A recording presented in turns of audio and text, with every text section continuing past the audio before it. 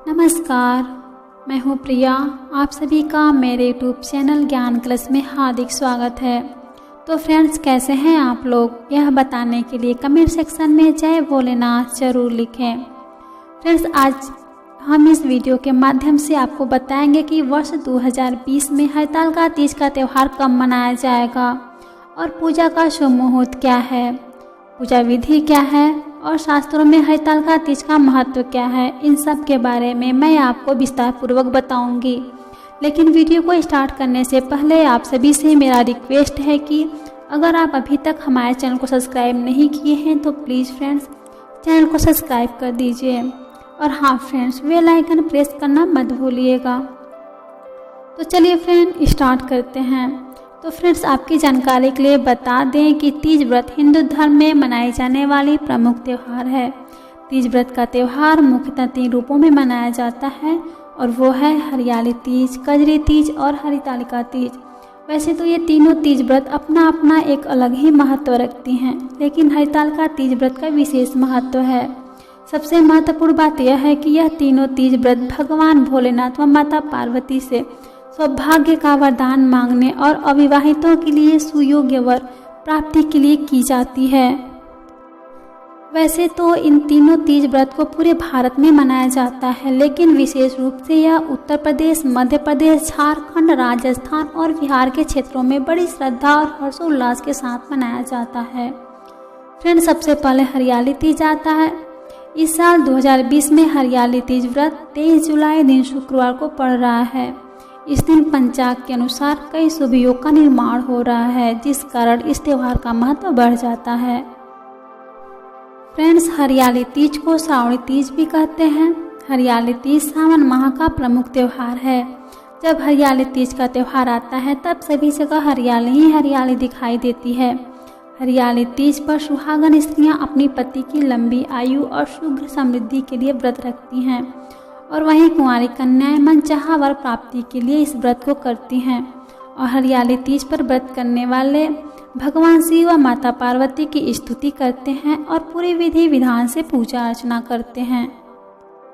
हरियाली तीज का त्यौहार श्रावण माह में शुक्ल पक्ष की तृतीया तिथि को मनाया जाता है। पंचांग के मुताबिक पूजा का शुभ मुहूर्त है 22 जुलाई दिन गुरुवार को शाम 7:22 से स्टार्ट हो रहा है और 23 जुलाई दिन शुक्रवार शाम 5:03 पर इसका समापन हो जाएगा।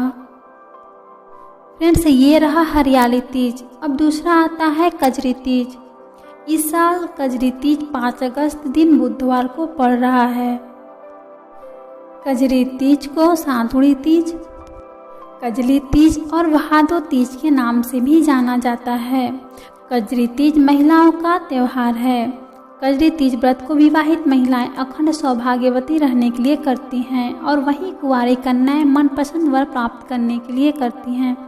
काशी में कजरी के दिन झूले डाले जाते हैं और महिलाएं इकट्ठा होकर नाचती गाती हैं। कजरी तीज भादो महीने में कृष्ण पक्ष की तृतीया तिथि को मनाई जाती है। कजरी तीज के पूजा का शुभ मुहूर्त है 5 अगस्त दिन बुधवार को रात 10:52 से स्टार्ट हो रहा है और 7 अगस्त दिन शुक्रवार रात 12:16 पर इसका समापन हो जाएगा। तो फ्रेंड्स, ये रहा कजरी तीज। अब आता है हरितालिका तीज। फ्रेंड्स, हरियाली तीज और कजरी तीज की तुलना में हरितालिका तीज सबसे महत्वपूर्ण मानी जाती है। इसलिए हरितालिका तीज को बड़ी तीज के नाम से भी जाना जाता है। चलिए फ्रेंड्स, हरितालिका का अर्थ जान लेते हैं। तो हरितालिका 2 शब्दों से मिलकर बना है, हरित और तालिका। हरित का अर्थ है हरण करना और तालिका का अर्थ है सहेली। फ्रेंड्स, जब मैं आगे इस व्रत की कथा बताऊंगी तब आप इसके अर्थ को अच्छे से समझ पाएंगे, इसलिए प्लीज़ फ्रेंड्स इस वीडियो को ध्यान से देखिएगा और सुनिएगा। फ्रेंड्स, हरितालिका तीज व्रत को तीजा व्रत के नाम से भी जाना जाता है। इस बार हरितालिका तीज 21 अगस्त दिन शुक्रवार को पड़ रहा है। हरितालिका तीज भादो के शुक्ल पक्ष की तृतीया तिथि को मनाया जाता है। दरअसल भादो की शुक्ल तृतीया को हस्त नक्षत्र में भगवान शिव व माता पार्वती के पूजन का विशेष महत्व है। हरितालिका तीज व्रत को महिलाएं अपने सुहाग की लंबी आयु के लिए करती हैं और इस व्रत को कुंवारी कन्याएं मनचाहा वर प्राप्त करने के लिए करती हैं।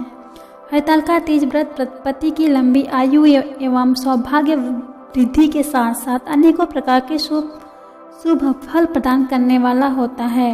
इस व्रत में महिलाएं बिना अन्न जल ग्रहण किए पूरी श्रद्धा के साथ इस व्रत को करती हैं और अगले दिन पूजन करने के बाद ही इस व्रत को तोड़ती हैं। हरितालिका तीज व्रत को एक बार रखने के बाद पूरे जीवन भर इस व्रत को रखना पड़ता है। यदि व्रती महिला किसी गंभीर रोग से परेशान हो तो उस हालत में उसका व्रत उसके हस्बैंड को रखना चाहिए। काशी में महिलाएं इस दिन झूले डालती हैं और साथ में नाचती गाती भी हैं। काशी में यह परंपरा है कि इस दिन हर घर में गुजिया बनाया जाता है और महिलाएं रात भर जागकर भजन कीर्तन करती रहती हैं। हरितालिका तीज पर भगवान शिव व माता पार्वती की विधि विधान से पूजा अर्चना की जाती है। मान्यता है कि इस व्रत को करने वाली स्त्रियां पार्वती जी के समान ही सुखपूर्वक पति रमण करके शिवलोक को जाती हैं। हरितालिका तीज व्रत भगवान शिव और माता पार्वती जी के पुनर्मिलन के उपलक्ष्य में मनाया जाता है। एक पौराणिक कथा के अनुसार एक बार भगवान शिव ने पार्वती जी से उनके पूर्व जन्म को याद दिलाने के उद्देश्य से इस व्रत की कथा कही थी। भगवान शिव बोले, हे गौरी, पर्वतराज हिमालय पर स्थित गंगा के तट पर तुमने अपनी बाल्यावस्था में 108 वर्षों तक अधोमुखी होकर घोर तप किया था। इतने समय तक तुमने कोई अन्न न खाकर पेड़ों के सूखे पत्ते चबाकर व्यतीत किए। माघ की विकराल शीतलता में तुमने निरंतर जल में प्रवेश करके तप किया। बैसाख की जला देने वाली गर्मी में तुमने पंचाग्नि से शरीर को तपाया। सावन की मूसलाधार वर्षा में खुले आसमान के नीचे बिना अन्न जल ग्रहण किए समय व्यतीत किया। तुम्हारे पिता तुम्हारी कष्ट भरी तपस्या को देखकर बड़े दुखी होते थे। तब एक दिन तुम्हारी तपस्या और पिता का दुखी मन देखकर नारद जी तुम्हारे घर पधारे। तुम्हारे पिता ने हृदय से अतिथि सत्कार करके उनके आने का कारण पूछा तो नारद जी ने कहा, गिरिराज, मैं भगवान विष्णु के भेजने पर यहाँ आया हूँ। आपकी कन्या ने बड़ा कठोर तप किया है, इससे प्रसन्न होकर वे आपकी सुपुत्री से विवाह करना चाहते हैं। इस संदर्भ में मैं आपकी राय जानना चाहता हूँ। नारद जी की बात सुनकर गिरिराज बहुत प्रसन्न हुए और बोले, श्रीमान, यदि स्वयं विष्णु मेरी कन्या का वरण करना चाहते हैं तो भला मुझे क्या आपत्ति हो सकती है? वे तो साक्षात ब्रह्म हैं। हे महर्षि, यह तो हर पिता की इच्छा होती है कि उसकी पुत्री सुख समृद्धि से युक्त पति के घर की लक्ष्मी बने। तुम्हारे पिता की स्वीकृति पाकर नारद जी विष्णु जी के पास गए और उनसे तुम्हारे विवाह के निश्चित होने का समाचार सुनाया। मगर इस विवाह संबंध की बात जब तुम सुनी तो तुम्हारे दुख का ठिकाना न रहा। फिर तुम्हारी एक सखी ने तुम्हारी इस मानसिक दशा को समझ लिया और उसने तुमसे तुम्हारे इस दशा का कारण पूछा तो तुमने कहा कि मैंने सच्चे हृदय से भगवान शिव शंकर का वरण किया है, किंतु मेरे पिता ने मेरा विवाह विष्णु जी से निश्चित कर दिया है। मैं विचित्र धर्म संकट में हूँ, अब मैं क्या करूँ? प्राण छोड़ देने के अतिरिक्त अब कोई भी उपाय शेष नहीं बचा है। तुम्हारी सखी बड़ी ही समझदार और सूझबूझ वाली थी। उसने कहा, सखी, प्राण त्यागने का इसमें कारण ही क्या है? संकट के घड़ी में धैर्य से काम लेना चाहिए। नारी के जीवन की सार्थकता इसी में है कि पति रूप से हृदय में जिसे एक बार स्वीकार कर लिया, जीवन भर उसी के साथ निर्वाह करे। सच्ची आस्था और एक निष्ठा से के समक्ष तो ईश्वर को भी झुकना पड़ता है। मैं तुम्हें एक घनघोर जंगल में ले चलती हूँ, जो साधना स्थली भी हो और जहाँ तुम्हारे पिता तुम्हें खोज भी न पाए। मुझे विश्वास है कि ईश्वर अवश्य ही तुम्हारी सहायता करेंगे। तुमने ऐसा ही किया। तुम्हारे पिता तुम्हें घर पर न पाकर बहुत दुखी हुए और चिंतित भी हुए। वे सोचने लगे कि न जाने कहाँ चली गई। अब मैं विष्णु जी से उसका विवाह करने का प्रण कर चुका हूँ। यदि भगवान विष्णु बारात लेकर आ गए और कन्या घर पर ना हुई तो बड़ा अपमान होगा। यही सब सोचकर गिरिराज ने जोर जोर से तुम्हारी खोज शुरू करवा दी। उधर तुम्हारी खोज होती रही और इधर तुम अपनी सखी के साथ नदी के तट पर एक गुफा में मेरी आराधना में लीन थी। भाद्रपद शुक्ल तृतीया को हस्त नक्षत्र था। उस दिन तुमने रेत के शिवलिंग का निर्माण करके व्रत किया। रात भर मेरी स्तुति के गीत गाकर जागी। तुम्हारी इस कष्ट भरी तपस्या के प्रभाव से मैं बहुत प्रसन्न हुआ और तुम्हारे समक्ष जा पहुंचा और तुमसे वर मांगने को कहा। फिर तुमने कहा कि मैं हृदय से आपको पति के रूप में वर्ण कर चुकी हूँ। यदि आप सचमुच में मेरी तपस्या से प्रसन्न होकर यहाँ पधारे हैं तो मुझे अपनी अर्धांगिनी के रूप में स्वीकार कर लीजिए। तब मैं तथास्तु कहकर पर्वत पर लौट आया। सुबह होते ही तुमने पूजा की सभी सामग्रियों को नदी में प्रवाहित करके अपनी सहेली सहित व्रत का समापन किया। उसी समय अपने मित्र बंधु व दरबारियों सहित गिरिराज तुम्हें खोजते खोजते वहां आ पहुँचे और तुम्हारे इस कष्ट भरी तपस्या का कारण तथा उद्देश्य पूछा और बहुत दुखी होते हुए तुम्हें देख रहे थे। फिर तुमने विनम्र स्वर में कहा, पिताजी, मैंने अपने जीवन का अधिकांश समय कठोर तपस्या में बिताया है। मेरी इस तपस्या का उद्देश्य केवल यही था कि मैं महादेव को पति के रूप में पाना चाहती थी। आज मेरी तपस्या सफल हो गई। अब विष्णु जी से मेरा विवाह करने का निर्णय ले चुके थे, इसलिए मैं अपने आराध्य के खोज में घर छोड़कर चली आई। अब मैं आपके साथ इसी शर्त पर जाऊंगी कि आप मेरा विवाह विष्णु जी से न करके महादेव जी से करेंगे। गिरिराज मान गए और तुम्हें घर ले गए। कुछ समय के बाद शास्त्रों से युक्त विधि विधान पूर्वक उन्होंने हम दोनों को विवाह सूत्र में बांध दिया। हे पार्वती, भादों की शुक्ल तृतीया को तुमने मेरी आराधना करके जो व्रत किया था उसी के फलस्वरूप मेरा तुमसे विवाह हो सका है। इसलिए सौभाग्य की इच्छा से इस दिन व्रत करने वाली प्रत्येक महिला को उसका फल दूंगा और इस व्रत को करने वाली कुंवारी कन्या को मनवांछित फल प्रदान करूंगा। फिर भगवान शिव ने कहा कि यदि तुम्हारी सहेली तुम्हें हरण करके जंगल में नहीं ले गई होती तो हम दोनों कभी नहीं मिल पाते।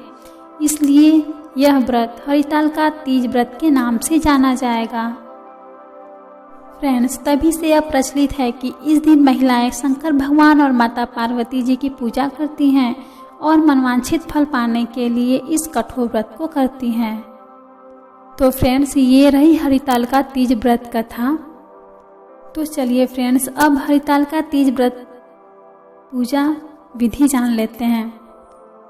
हरितालिका तीज के पूजा का शुभ मुहूर्त है 21 अगस्त दिन शुक्रवार को प्रातः काल में 5:54 AM से लेकर 8:30 AM तक रहेगा और प्रदोष काल में 6:54 PM से लेकर 9:06 PM तक रहेगा। हरितालिका तीज व्रत का पूजा प्रदोष काल में ही करना चाहिए। सूर्यास्त के बाद के 3 मुहूर्त को प्रदोष काल कहते हैं। यह दिन और रात के मिलन का समय होता है। हरितालिका तीज व्रत रखने वाली महिलाओं को सूर्योदय से पहले उठकर स्नान करने के बाद उमा महेश्वर सायुज्य सिद्धे हरितालिका व्रत महं करिष्ये मंत्र पढ़कर संकल्प करके पूजन सामग्री को इकट्ठा कर लेनी चाहिए। फिर भगवान शिव, माता पार्वती और गणेश जी की काली मिट्टी से प्रतिमा बनाएं। फिर पूजा स्थल को फूलों से सजाकर एक चौकी रखें और उन चौकी पर केले के पत्ते रखकर भगवान शंकर, माता पार्वती और गणेश जी की प्रतिमा स्थापित करें। इसके बाद देवताओं का आवाहन करते हुए बेलपत्र, धतूरा, तुलसी, चंदन, अक्षत और गाय के घी का दीपक जलाकर भगवान शिव, माता पार्वती और भगवान गणेश जी का पूजन करें। फिर उसके बाद दूध, दही, घी, शक्कर और शहद से भगवान शिव और माता पार्वती का अभिषेक करें। अभिषेक करने के बाद माता पार्वती को सुहाग की सारी वस्तु चढ़ाएं। फिर भगवान शिव जी को धोती या नगौछा चढ़ाएं। फिर उसके बाद सासू माँ के चरण स्पर्श करने के बाद इस सुहाग सामग्री को किसी ब्राह्मण को दान कर दें। इस प्रकार पूजन करने के बाद हरितालिका तीज व्रत कथा सुने। फिर कथा सुनने के बाद सबसे पहले गणेश जी की आरती करें, फिर शिव जी और माता पार्वती जी की आरती करें, फिर रात्रि जागरण करके भजन कीर्तन करें, फिर सुबह पूजा के बाद माता पार्वती को सिंदूर चढ़ाएं और ककड़ी के हलवे का भोग लगाकर उपवास तोड़ें और अंत में सभी सामग्री को पवित्र नदी में विसर्जित कर दें। इस प्रकार हरितालिका तीज व्रत को किया जाता है और इसी प्रकार विधि विधान से पूजा अर्चना करने पर हरितालिका तीज व्रत पूरी मानी जाती है। तो फ्रेंड्स, ये रही हरितालिका तीज व्रत की पूरी कथा। तो फ्रेंड्स, कैसी लगी वीडियो? इस प्रकार ज्ञानवर्धक जानकारी प्राप्त करने के लिए हमारे चैनल को सब्सक्राइब कर दीजिए। और फ्रेंड्स, वीडियो अच्छी लगी होगी तो लाइक करिए और अपने फ्रेंड्स और रिश्तेदारों को शेयर ज़रूर करें। और हाँ फ्रेंड्स, कमेंट कर ज़रूर बताइएगा कि मेरी वीडियो कैसी है और आपको कैसी लगी। ओके फ्रेंड्स, धन्यवाद।